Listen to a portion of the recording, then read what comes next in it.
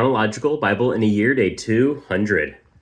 We are all over the place today, focusing primarily on King Hezekiah, the beginning of his reign. But before we get to any of the sections covered, I want to revisit Numbers briefly. In Numbers 21, the Israelites are still wandering in the desert, and as they had been doing for quite a while, they began to grumble and complain. And God responded by sending poisonous snakes, and people were panicking. They finally returned and asked Moses for help, and God gave Moses this command starting in verse 8. The Lord said to Moses, "Make a snake image and mount it on a pole. When anyone who is bitten looks at it, he will recover." So Moses made a bronze snake and mounted it on the pole, and when someone was bitten, he looked at the bronze snake and he was recovered. But over time, people forgot what the snake was meant for, what it was to represent, and how the snake itself had no power, but rather it was to establish and grow a faith in the God who had the true power.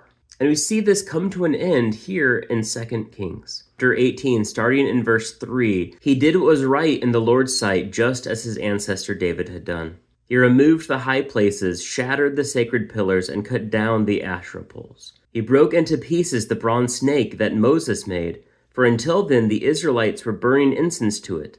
It was called Nehushtan, a tool God gave the Israelites to remind them of his power and his love and his provision, had been replaced with an idol that they worshipped and burned incense to. It's very easy for us to look at the Israelites of this time and say, wow, how have they fallen? How did they turn from worshiping God to idolatry? And rather, I would like to look at us. And I'm not talking about like the royal us, the whole world. I'm talking about us, the church. What are some things that God instituted that we are to do and continue doing for the sake of worshiping and glorifying and knowing Him, that we have turned almost to a God itself? These are practices that someone might be doing rightly and someone else could be doing wrongly. What are some problems that we in our churches wrestle with?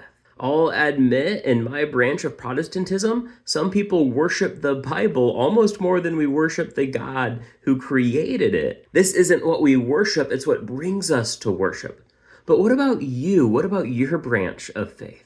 What are those things that we need to keep rightly as a tool to guide us to God, not making gods themselves? I'm looking forward to hopefully a constructive conversation in the comments. If we're going to attack anyone, attack ourselves. Let's not attack one another or someone else. Let's seek to build one another up, to grow with one another more and more like Jesus. We're going to be jumping into the book of Hosea tomorrow. I'm looking forward to it, but until then, God bless.